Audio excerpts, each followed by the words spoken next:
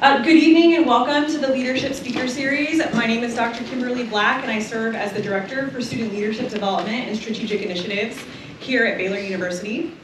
Student leadership development at Baylor seeks to embolden students towards cultivating the dispositions and practices necessary to lead faithfully and authentically for the common good.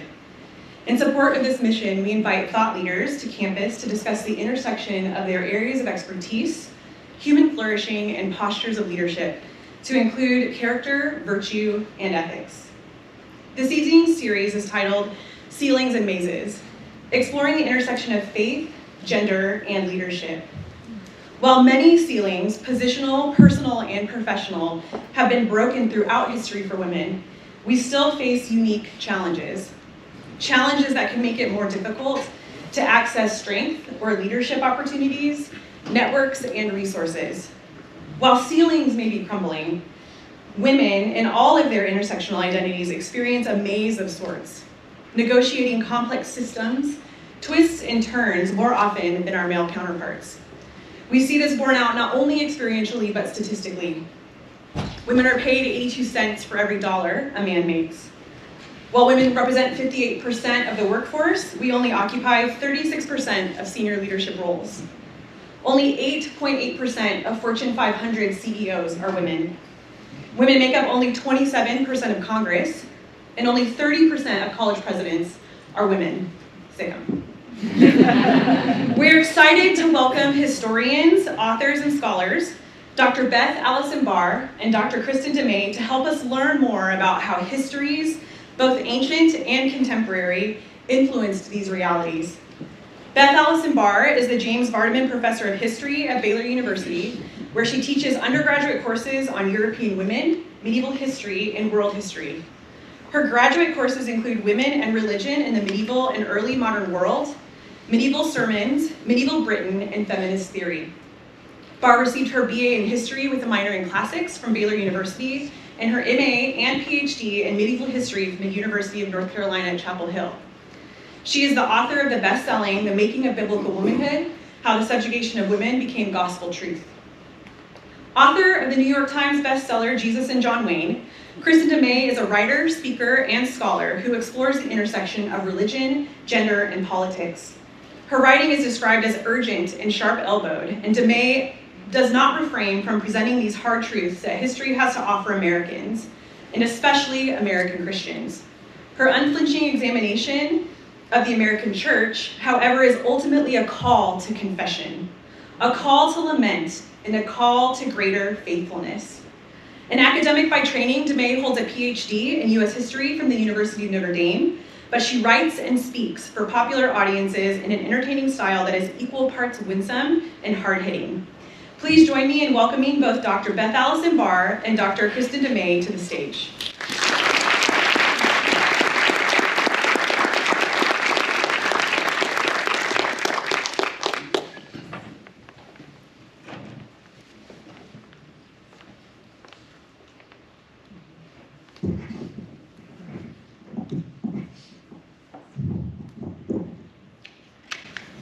Welcome. Welcome to Baylor. Thank you. Well, Thanks for coming out. Welcome, Kristin. You stumbled upon our Fool's Spring, so it was 72 degrees yesterday, and now it feels like 30. I don't really know. Colder than it should be, I guess, for this time of year. But I wanted to start by asking y'all just to tell us a little bit about yourselves and also how you met. Well, this is a fun one. People don't realize that we knew each other before our books. In 2013, I was writing a fellowship for Louisville, and I went to the page to go look and see who else had gotten one, so I could look up and maybe get some pointers, and I found someone on there who had written a book that talked about gender-inclusive language with a missionary who was a missionary in China, and I was like, oh, so I wrote her, and it was Kristin. And I invited Kristin to come to Baylor to give a talk at a conference that I did because I got the Louisville grant. So in 2013, she came to Baylor for a conference that I did called Women in the Bible. And we have been friends ever since. you want to add? Yeah, no, absolutely. I think that was my first trip out here to Baylor. I think I had a newborn with me. Yeah. I don't remember which one. Yeah, that'd be right. And so I knew Beth from that invitation. I think just right away, even though she's a medievalist and I do recent U.S. history, we kind of understood that our projects were somewhat similar and that we were using our historical expertise and research to understand the past, but then that was also shaping the way we understood our present, and particularly as Christians and as Christian women. So I think we just kind of connected and saw that we're kind of doing the same thing. And then we stayed in touch, and then Beth was the president of the Conference on Faith and History, and I was a longtime member, or maybe off and on member, because Beth looped me back in. And I said, yeah, not really my style. There's not much in the way of women and gender, and past experiences weren't that great. And she said, yeah, we're changing things. Come join us. And so I did, and that's been a really fruitful space too for us to talk with other Christian scholars, historians who are exploring the past together. If I could add one more thing. I also, after I met Kristin, I think in 2016, I asked her to start writing on the Anxious Bench on Patheos with me. And it ended up being very funny because I wrote on Wednesday and Kristin wrote on Thursday. And so many times we would end up writing on very similar things. So we called ourselves the 1-2 punch, which turned out, I think, kind of funny when our books came out too. So. Both of y'all have written extensively about the impact of patriarchy on women in both historical and contemporary contexts. Before we get too far into the conversation, Dr. Barr, could you please pull back the historical lens a bit for us and set the stage? Yes, I'd love to tell you all about patriarchy. So patriarchy is actually something really simple. It is any culture that is male-dominated and male-centered. And oftentimes people think that the definition of patriarchy is the subjugation of women, but that's a side effect because women are othered in male-centered and male-dominated spaces. And when we think broadly about women throughout history, what we find is that patriarchy is the continuous theme. In fact, one of my favorite scholars that I like to quote is a woman named Judith Bennett. And she says patriarchy's everywhere, but it's not everywhere the same. And that, as historians, what we have to interrogate. And so, for example, of patriarchy being everywhere, Kim started off with that women today make 82 cents on every male dollar. Well, in 1371, women made 71 cents on every male dollar. And the continuity of the wage gap is scary if you look at it, and not just throughout Western history, but actually also globally. And so the questions that historians have is why? Why do we find these systems so persistent? And why do we find them repeated? And how are they different? And that is one of the things when we think about patriarchy within our modern society, as well as within our churches. What we find is that the reasons it persists are not the same as in the past, which tells us that patriarchy is not something that has to be here. It is something that we can challenge and change. Kristin, do you want to add? I'll just add one comment that for any students here, if you want to really annoy your history professor, start off a paper with the sentence "throughout all time." Because almost nothing is true throughout all time, and if it is, it's sort of too boring to write about. And so, this is something that I think you'll hear over the course of our discussion tonight, that historians are, yes, we're interested in continuities, as you've already heard, but also change over time, and context and complexity. And so that's something that surfaces in our writings as well. Dr. Du Mez, as a contemporary historian, Can you help us unpack ideas around traditional womanhood, both culturally and theologically, and how these ideas have been promoted and created barriers to flourishing for women? Yeah, traditional womanhood, and you call me a contemporary historian, which is almost an oxymoron. And that's very nice because a lot of medievalists don't actually consider 20th century Americanists historians. We're journalists. I think they're just jealous of our sources. But so as an Americanist, I don't even have to stretch really far back. Just in American history, again, so much change over time. But the thing about any historical moment is that the people in that moment tend to be oblivious to that change over time. So whatever is right in front of them, that seems to them timeless, eternal, God-ordained. Right? Very easily it comes to be that way, but then as a historian, we have this broader vantage point that we can see what appeared to be timeless, eternal, and God-ordained, in fact, changed really dramatically over time, and then across cultures, and across different racial groups, ethnicities, social classes. There's so much diversity. And so just in US history, for example, we see dramatic changes in ideals of womanhood, even of white womanhood, but certainly if we look across racial differences,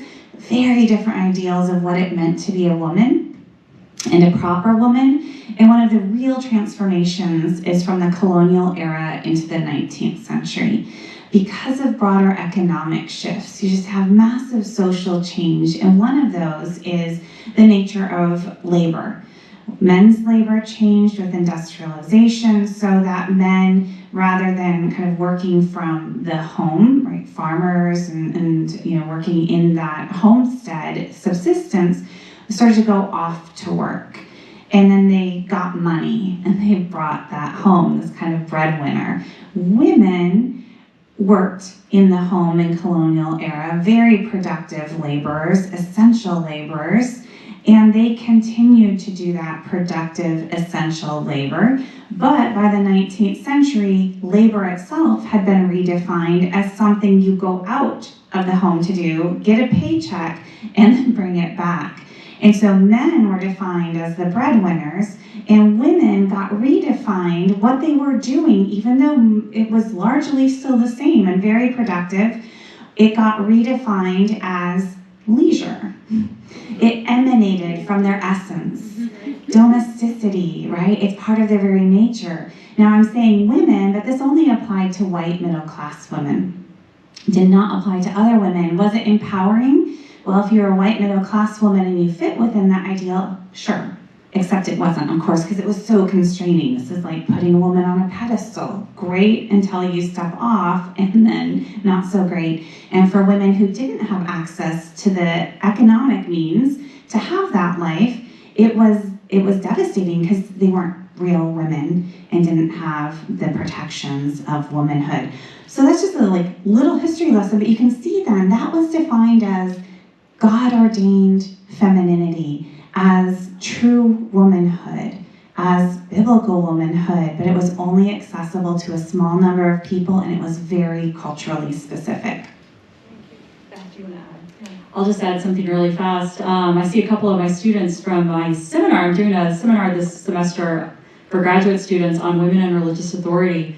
And we read a book this week that focused on ordination of women throughout the medieval world. And one of the things that we found was that it's not that women weren't always doing ministerial work, it's that we changed the definition of ordination. And so when people say, show me a time in the past when women have been ordained, and what they are working from is our modern definition, and what I know is that that's not always how ordination has been defined. So womanhood, like that, it's not that women haven't always been in the workplace, as Kristin was saying, it's that we have redefined what counts as work. And women's work is always counted as being less important and therefore earning less than men's. We want to move now to learn a little bit more about y'all and your personal experiences. And either one of you are welcome, or both, to answer these questions. But how can women navigate perceptions around their personalities or behaviors that sit outside of these culturally defined gender norms, especially maybe in professional contexts? Do you want me to start? Sure, you start. So I told Kristin that I had to be more careful because most of my experiences have been in my workplace here. So we'll just say it's all a friend. How about that, okay? It's all friends that I've heard. One of the things that I find is that women in academia often can be criticized for behaviors that actually are praised for men.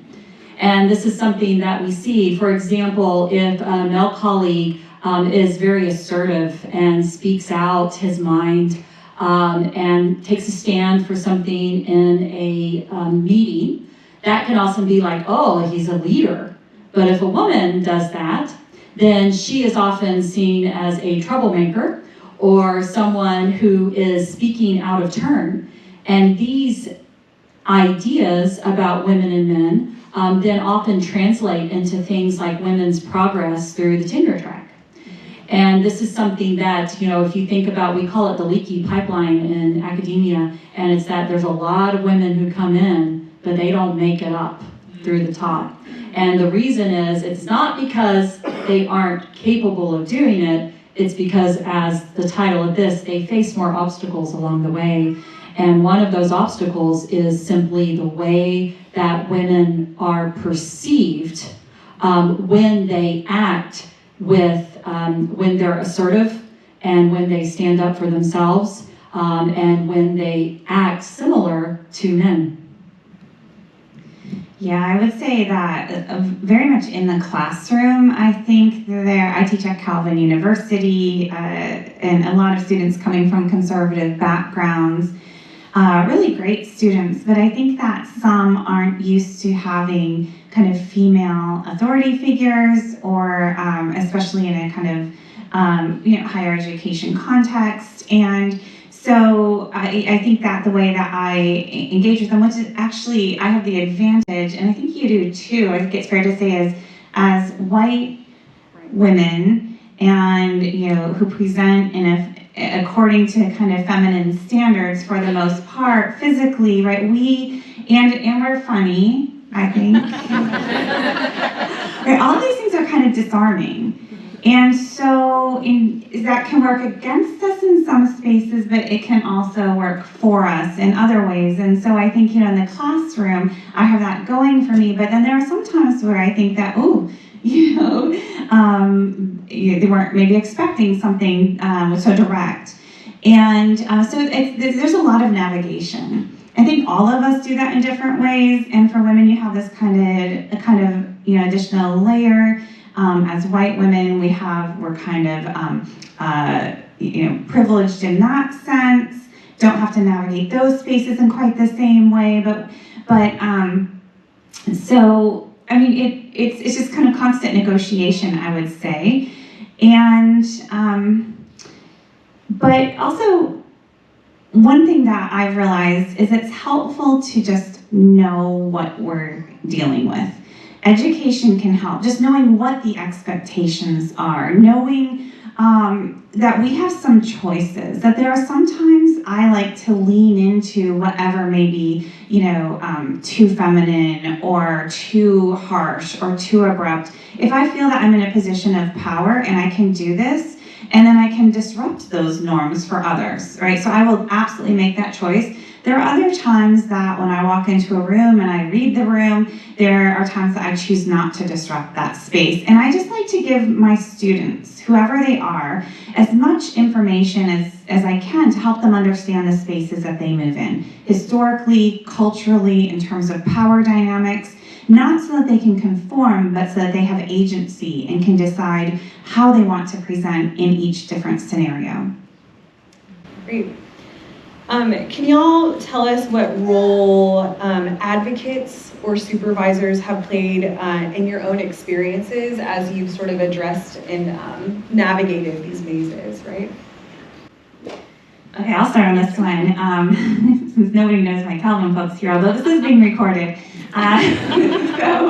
My experiences at Calvin, and I've been there, I think, 19 years now, so a long time, have been largely positive in this respect. I will say one negative thing, though, because it's kind of shocking to just see, even in a largely positive space. I did have, not that long ago, a man tell me, who happened to be a dean, Kristin, you're just doing some really great work, but when, let's call him Kevin, walks in the room, he just commands respect. Kevin happens to be 6-something with a really deep voice, right? And I'm like, okay, thank you for saying that so clearly, right?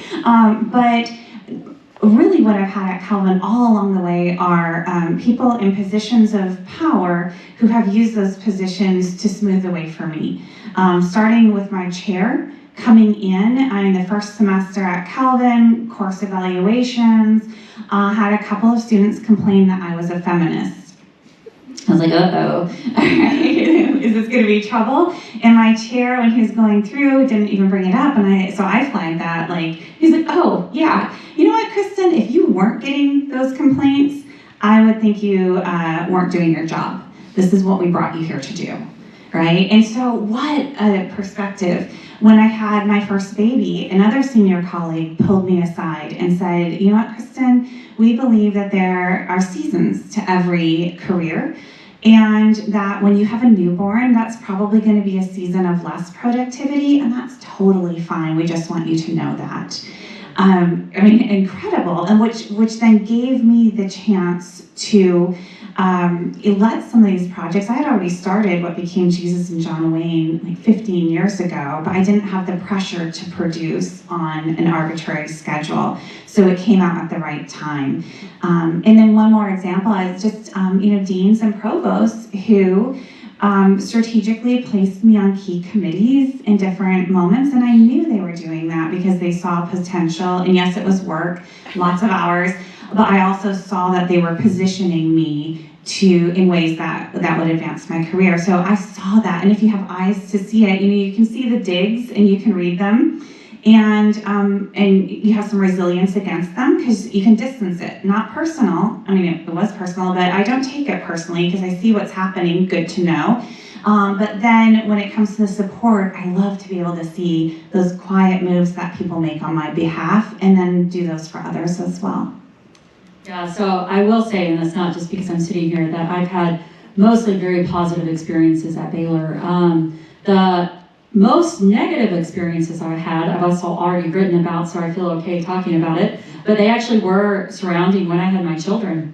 And Baylor at the time did not have a parental leave policy. So I was in the classroom 3 weeks after having a C-section with my son, and I was back in the classroom 4 weeks after having a C-section with my daughter when she ended up in the NICU.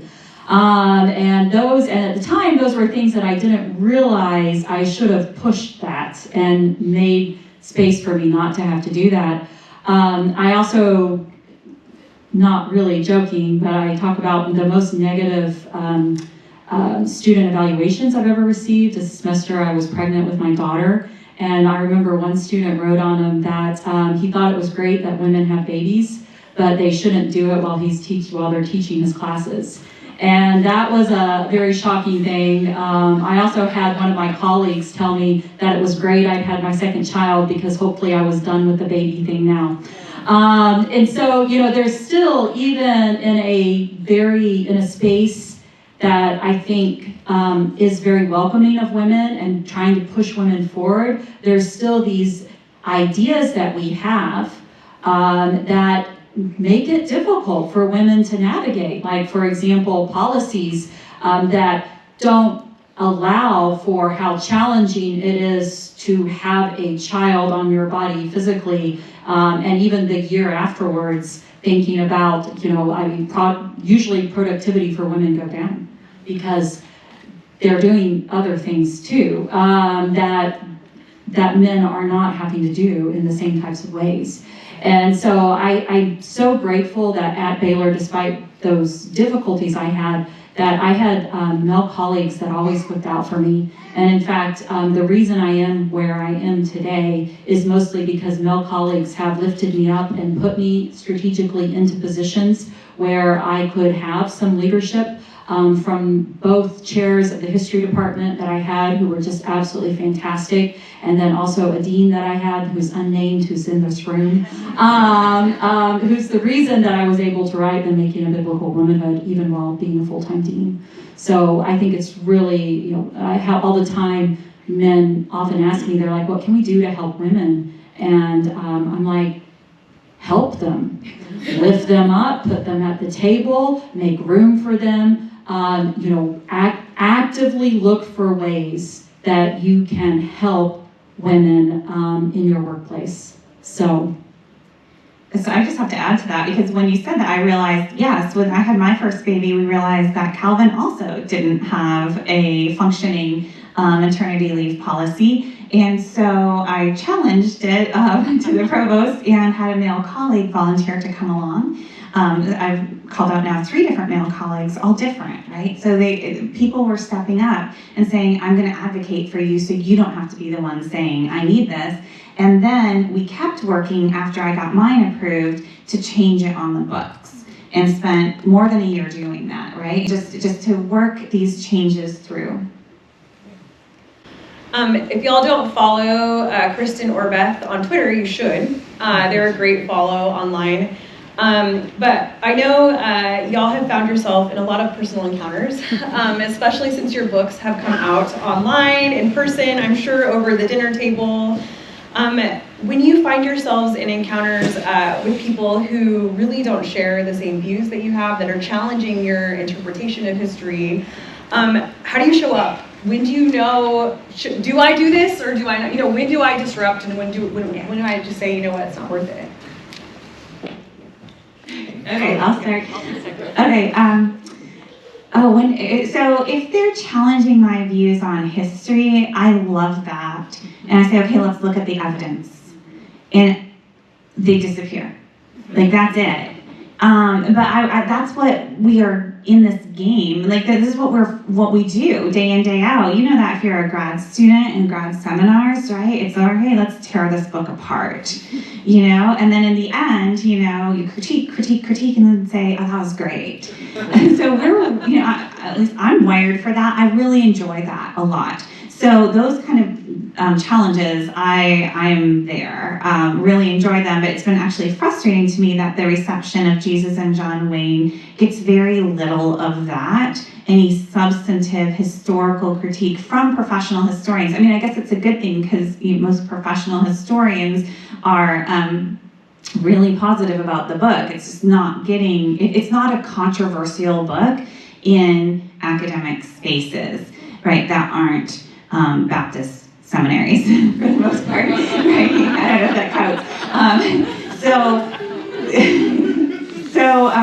So I really like to show up for that. I honestly, in the kind of, when I do get kind of attacked personally, or when my work is kind of mischaracterized, which happens frequently, when my own beliefs are mischaracterized, when I'm called a Marxist, or that I'm some channeling Derrida or something, and I'm like, oh my gosh, I'm so embarrassed to all actual scholars of Derrida, right? That's not me, as they will readily attest, In those spaces, I don't know, people tell me I'm an Enneagram 8, and I kind of enjoy that back and forth up to a point, even as it gets frustrating. But I will say that I've really enjoyed being a woman in those spaces. I love it. I love it because those aren't my home spaces. I'm talking especially the kind of conservative, white, evangelical, critical space, Theobros for short, if you will. I really like engaging in those spaces because I know that there are few women in their own spaces, if any, who can engage them in this way by design. And those haven't been my spaces, right? I went to graduate school. I had a very supportive environment at Calvin with male colleagues who deeply respect me. And I'm in academic organizations and I attend conferences, right, where I'm treated with respect. And so I can then go into their spaces where they really disrespect me and it does not affect me, right? I kind of enjoy being the woman, and I loved writing Jesus and John Wayne as a woman. So Kristin enjoys it more than I do. I think for sure. So I think it depends on what is going on. Sometimes I do opt not to talk into some of the spaces and the controversies, and that's not a choice that everyone would make. But it's one that sometimes that I make. It's if it's a conversation that I've had multiple times, it's not worth it for me to continue on, especially the emotional labor that might put into it. I'm also tend to think sometimes for a long time before I decide how to respond. So for one of the most well-read, I think, critical reviews of The Making of Biblical Womanhood, I took, I think, 2.5 months before I responded, and I came out in a 3-part response against it. And what's really interesting is that I don't think he's ever mentioned me negatively again since I did that. He just kind of ignores me, which is kind of nice. So I think sometimes I've learned to choose my battles, and the way I choose my battles is how much does it matter? Does it really matter that this person is attacking me in this way? Or does it matter if somebody has said that I don't believe the Bible? That matters to me. And so I will speak out against that. If they impugn my faith, I will speak out against that because it's very important for me to do this, not just as a medieval historian, but as a Christian woman who wants people to know that you can believe fully you can believe fully in the Christian faith and not support the subjugation of women. And so it's really important for me. So I will speak out in those spaces to make sure people know who I actually am. But other spaces, it just doesn't matter. And the emotional labor, I think this is important. In fact, I remember Kristin actually gave me this advice very early on. She said, Beth, it is your story, and you can tell as much of it as you want to, or not tell as much of it as you want to. And so I've learned across the way that I don't owe people things on Twitter or in social media spaces. I can tell if I want to join, I can, but just because they have called me out doesn't mean I have to respond. And that's been very freeing, and I do that frequently. So. Just for the audience, I'm moving into the last couple questions that I have, but we are inviting y'all to submit questions for our authors speakers this evening. So we have 2 of my team members, Naisha Nixon is in the back, Lauren's in the front. They're fielding those questions via email. So if you have any questions that you'd like us to ask, please, in these next couple of minutes, go ahead and feel free to submit those there. Can y'all tell us how you're using your platform to create space not only for women, but for others on the margins? Oh, I'll start. Kristin, one of the things that we learned, I still remember this, when Jesus and John Wayne came out about 9 months before The Making of Biblical Womanhood. And it was about 2 or 3 months before the launch of The Making of Biblical Womanhood. And Kristin put out this Twitter thread on a Sunday night. And it was really amazing sort of Twitter thread. It was before I guess it was earlier than that, because you were blurbing it. You were reading it to blurb. Yeah. It was about 3 months before. I made sure I waited until it was available for pre-order. Yeah, you did. And it was incredible because my book all of a sudden jumped up on Amazon. And it was in fact, I woke up that morning and Kristin texted me. She said, "Go look at your Amazon, ranking on there," and it was just incredible. And it also taught me something. It taught me that Kristin's voice mattered in helping to support other people's work. And I knew that if I ever was in that space, I knew that maybe my voice could matter too in helping to support other people's work. And so there was one book that we were both thought was a fantastic book. And I remember Kristin, she said, "We can help launch this book." And that's really amazing to be able to help other people whose stories need to be read, to be able to help them. I absolutely love that part. I wrote a foreword for a scholar who is not white. He is a male, but he is not white.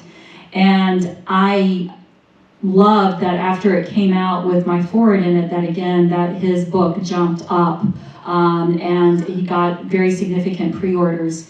And I'm so grateful that I found I can help lift other people up.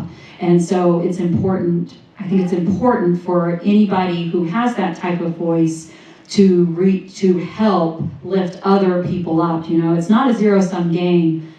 We can all rise. And so I love that part of this, is being able to lift up other people. Yeah, absolutely is not a zero-sum game. So my experience was a little different because I didn't really have anybody who platformed me, and so I look back particularly to my first book, which was published in 2015, and if you haven't heard of it, you're not alone. But what I wouldn't have given if somebody with a platform, and not to sell books. Like, you have to understand, like, us historians, as academics, right? Like, I think the fact that a lot of people are buying our books is still really weird to us, and we don't quite know what to make of it. But any academics here know what I'm talking about, right? We want to take it. I don't care if it's in a library, if you borrow it, if you pass it around to friends, right? We want, we put a decade of our lives into this because we thought it really mattered, and then we were pretty impressed with what we discovered and want the world to know.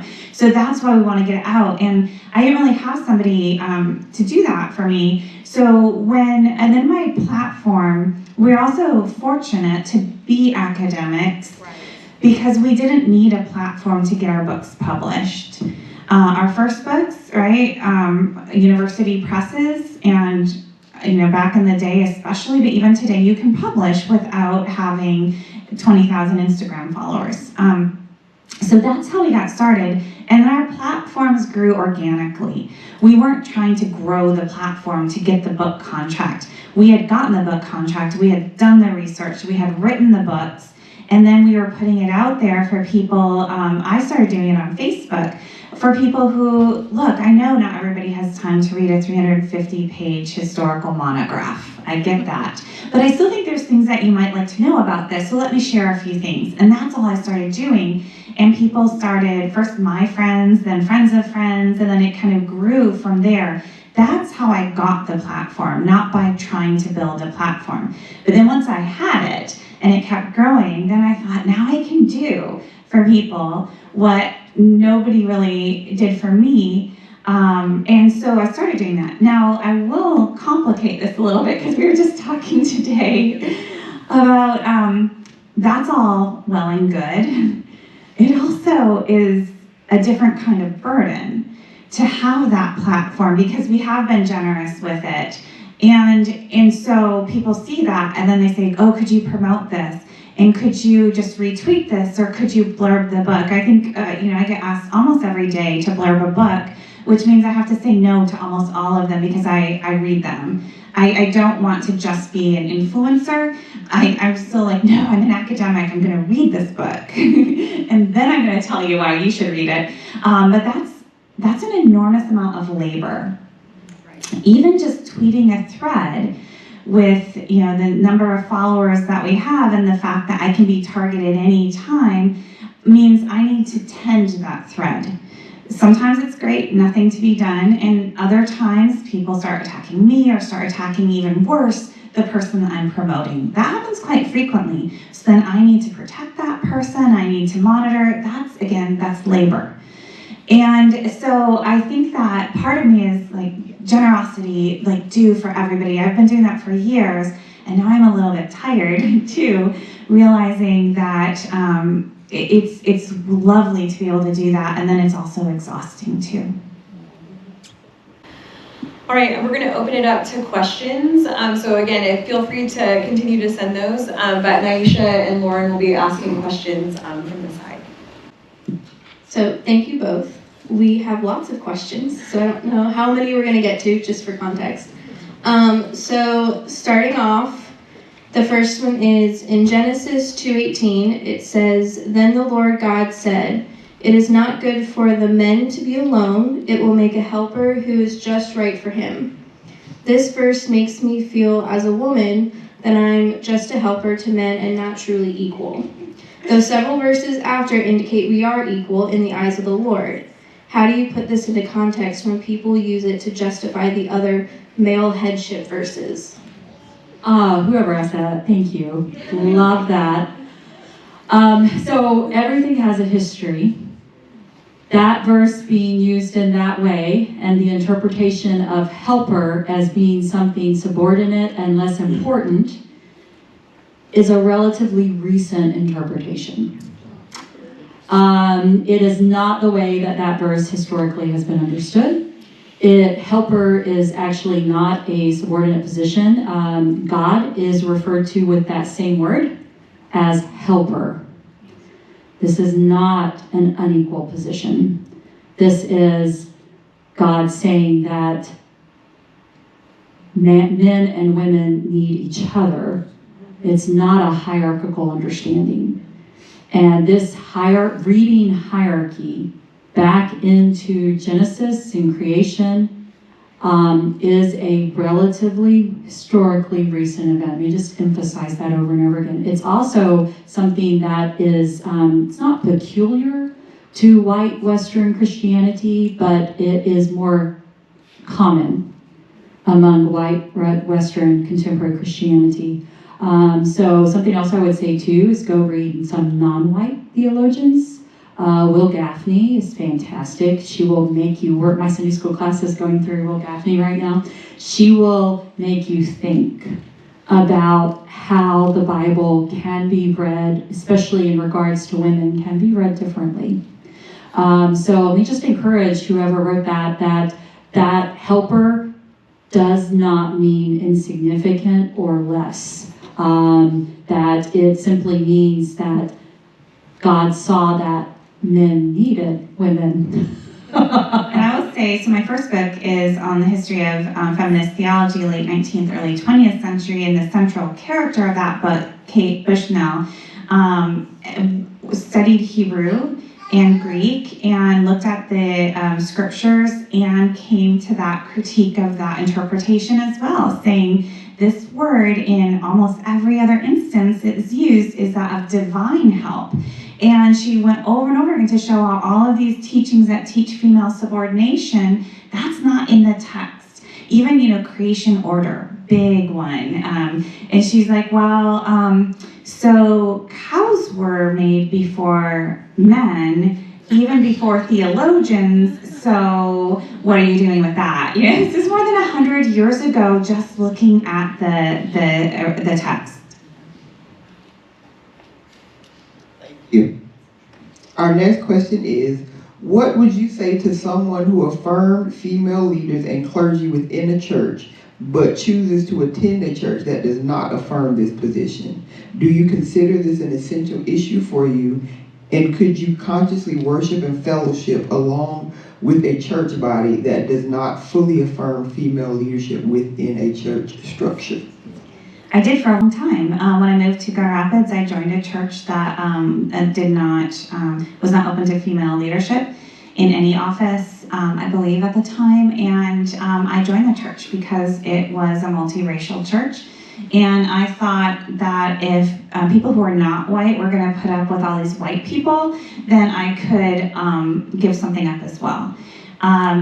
after a decade, that church ended up closing. And at that point, I thought, for me, for my kids, I wanted to be in a space that affirmed female leadership. But I think that the body of Christ is really important to hold together across differences. But that doesn't mean for you in a particular moment, in a particular time and place, that one or the other is the only way that you should go. So I would not tell other people what to do.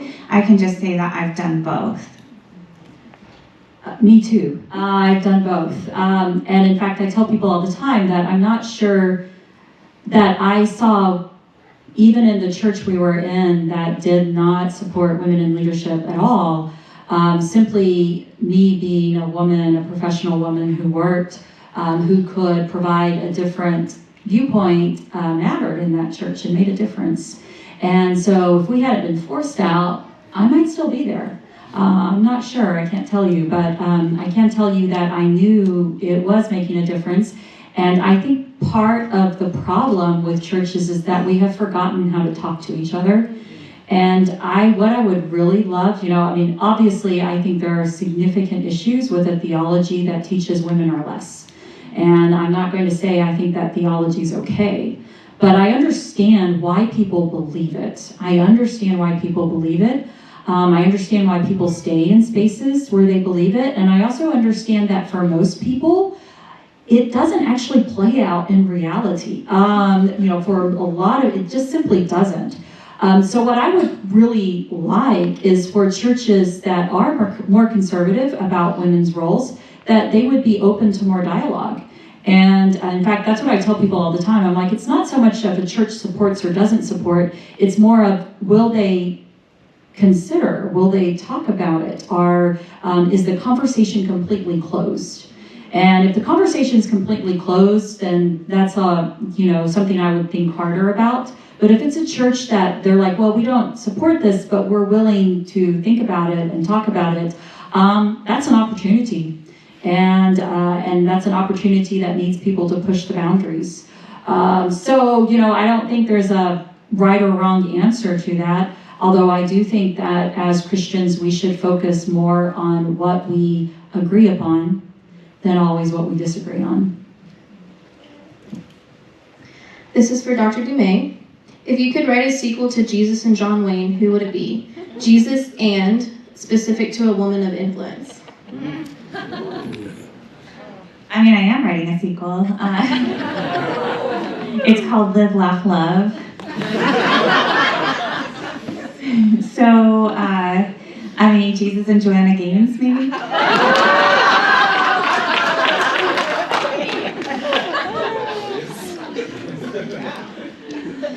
Y'all walked into that one. So, Thank you. So our next question is, how has your faith deepened and grown through being challenged because of your books, your choices to disrupt, and your prominence as historians and authors? We both really like that question.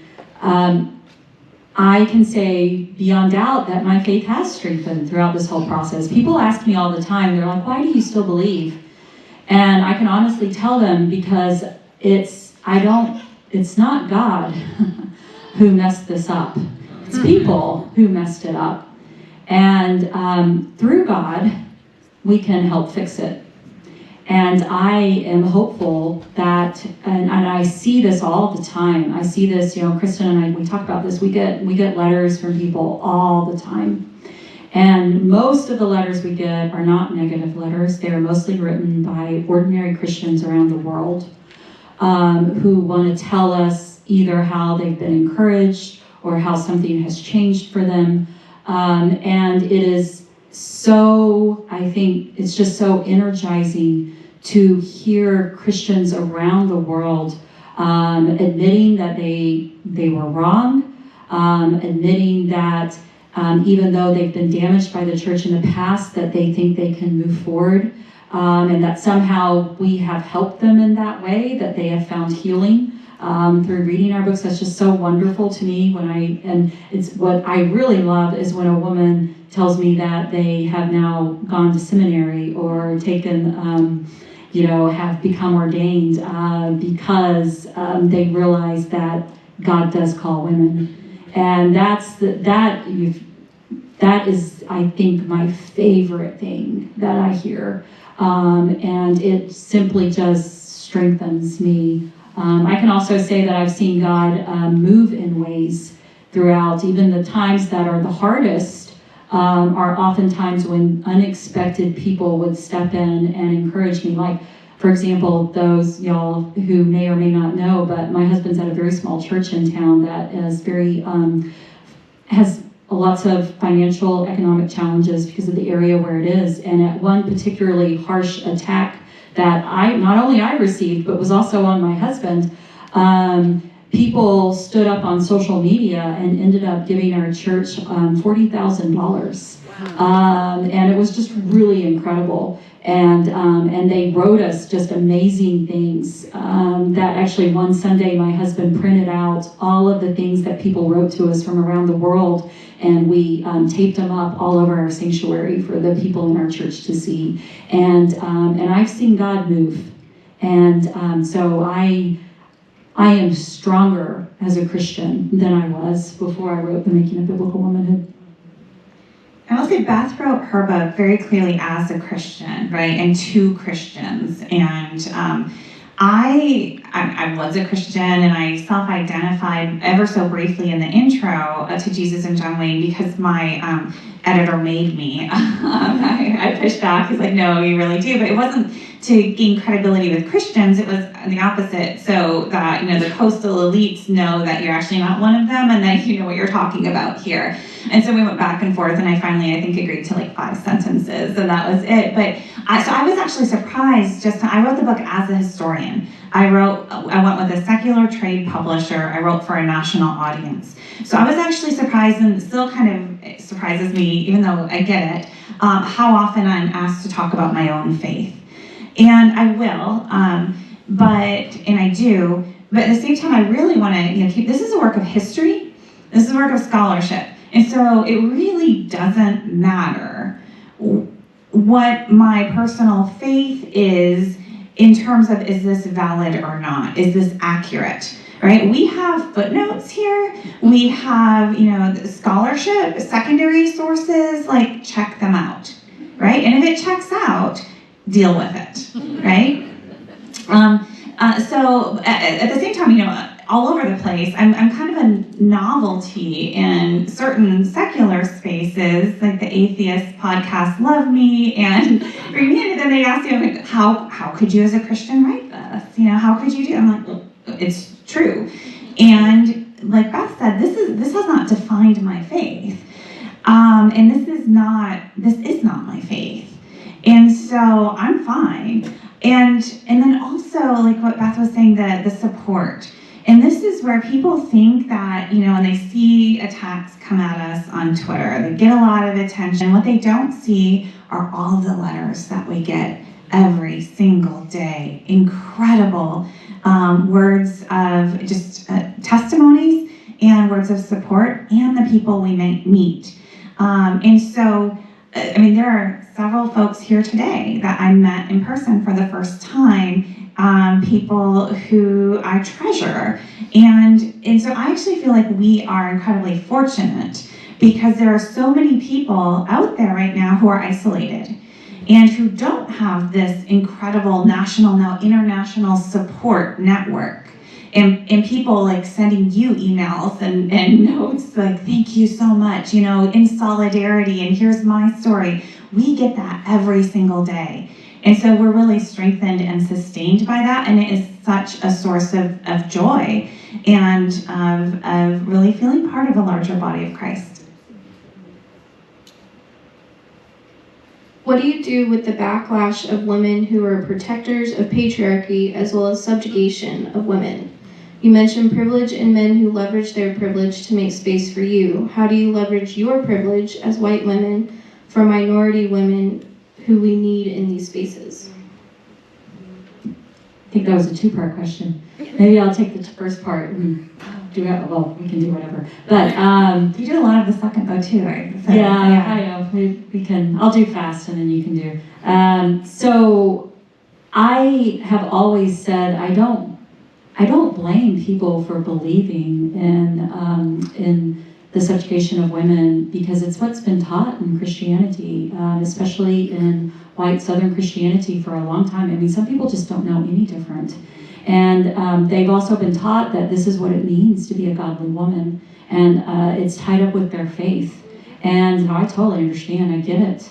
And so it's not something I think to be angry about or to try to dissuade people, because it takes time. And you just want people to listen and to be open and to understand that that women who don't believe that can be just as faithful Christians as well. And that's what I really would like to get across. But I also think with that, with being a white woman, it's important to realize that non-white women have different experiences from white women, and that there is a privilege associated with the sort of Southern Christian ideal of a mom who is able to take care of kids and maybe not work as much outside the home. That is a privileged position. It is not a position that's rooted in faith, it's rooted in culture. And if you define it by faith, then what you are doing is you are writing out all of those women who simply because they do not have the privileged position of being white in our society are not able to live that way. And you're saying that they're not living as godly as you are. And I think it's really important that white women understand their privilege. I think there was one time on Twitter, I remember Kristin drew my attention to it, where a notable African-American writer was put out that when the article in the New Yorker came out about me, that why is it that white women always get this attention? And Kristin sent it to me behind the scene, and my response to Kristin was, I totally understand her point. And it's like, it's true. We are white women, and we have gotten more attention than non-white women. And I think we just have to admit that and realize that we can maybe help change that. Added to that, so how that works and why we get more attention, one facet of that is the way the market works. And one of the things, I mean, I wrote about this in Jesus and John Wayne, the consumer culture that is evangelicalism.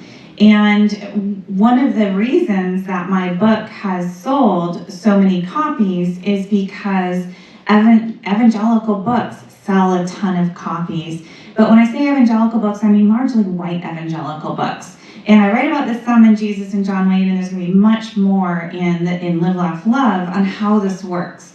And on how this is, how the whiteness, it actually defines evangelicalism through the markets. And there are some really, really clear stories of how this is decided from executives on down. And this is all packaged and sold as Christian, but it's not. It's white Christian, and hitting a specific market of 30 to 40-year-old white Christian women, middle class, who have money to spend on these things, right? So you're appealing to them, and you're defining Christianity in a way that will get them to spend their money and buy your products, okay? But then we also had, like back in the 1990s with the Promise Keepers movement, right? That created a vast market for books about masculinity. And then even after they kind of faded away, churches kept up their men's groups. And what do men's groups need? Well, you need a book to read. Small groups need a book to read every month, right? You know how this works. That is a massive market. And there is so much money there. And now what we ended up doing as scholars, and this is key to why we both have bestsellers, and by the way, Beth would have a New York Times bestseller too if she had probably come with a different publisher because of the way that the list is curated, right? So just need to put that up there. I was a secular trade publisher, grabs their attention. The Christian market, so this is tricky, most of those books, with few exceptions, don't make the New York Times bestseller list, even though they sell often way more copies than the books that are on that list every week. Right? Different markets, and New York Times is like, oh, our readers aren't going to be interested in these. Right? So that's how that works. So there's this huge market, and then now the people reading our books are those who read in their 20s, in their 30s, Wild at Heart, and they're like, oh, I think I need to process this. Tell me the story of my life, right? Fame for making a biblical womanhood. That's what's happening here.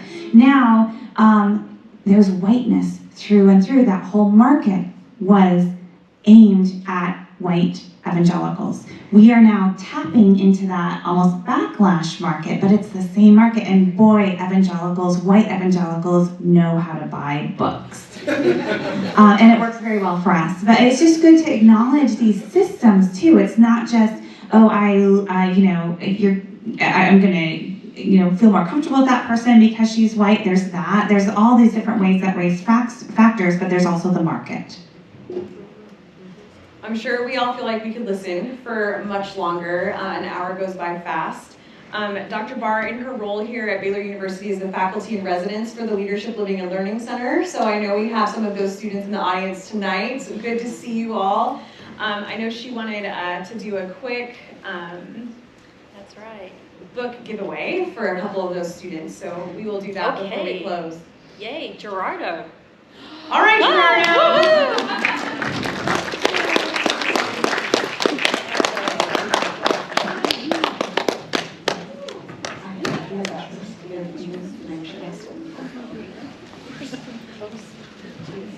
So they gave me 4 names for it, and we only have 2 copies, so we'll get the other winners at 2. But Gerardo, there you are. Yeah. Stephanie. Yeah, Stephanie. Come on up.